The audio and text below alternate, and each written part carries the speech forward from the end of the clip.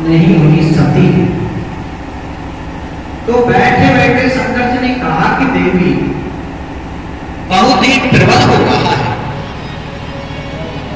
हमें अंदर से बड़ी मनोहारी झांकी श्री राम मूर्ति की दिखाई देती है। हमें राम कथा सुनने की बहुत इच्छा है, सो बहुत व्याकुल हो रहे हैं। चले कहीं चल करके प्रभु श्री राम जी की मधुर झांकी को देखे तो सही, उनकी कथा को सुने तो सही। सती ने कहा भगवान ऐसा कौन कथावाचक है जो भारत में जो आपको कथा सुनाएगा। शंकर जी बोले कि सुदूर दक्षिण में कुंभज नाम के ऋषि तपस्या करते हैं, उनकी बहुत ही मधुर वाणी है, वो वाचक हैं। चलो ऋषि के मुख से ही कथा सुन लेते हैं।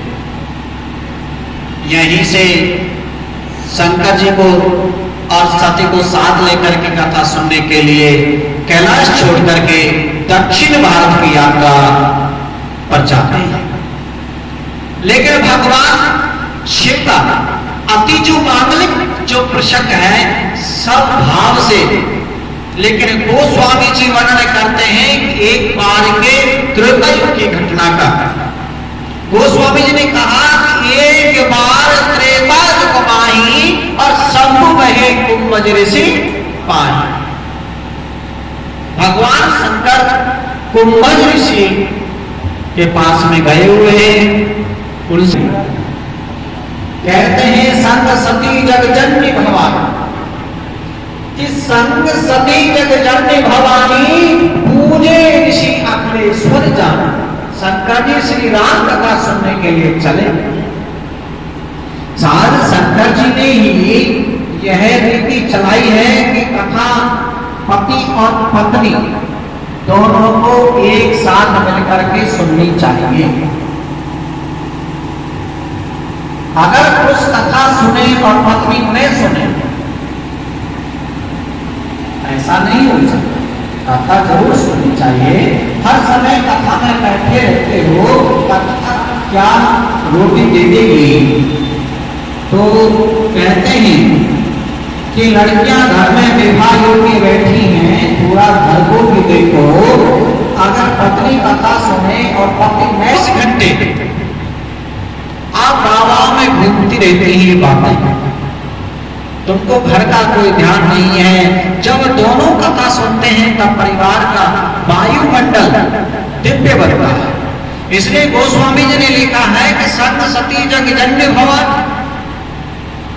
सोही विचार करो, कथा सुनने घर से कितनी दूर की यात्रा, कहीं कैलाश और कहां भारत की दक्षिण तट पर गोदावरी का किनारा कुंभज ऋषि का स्थान।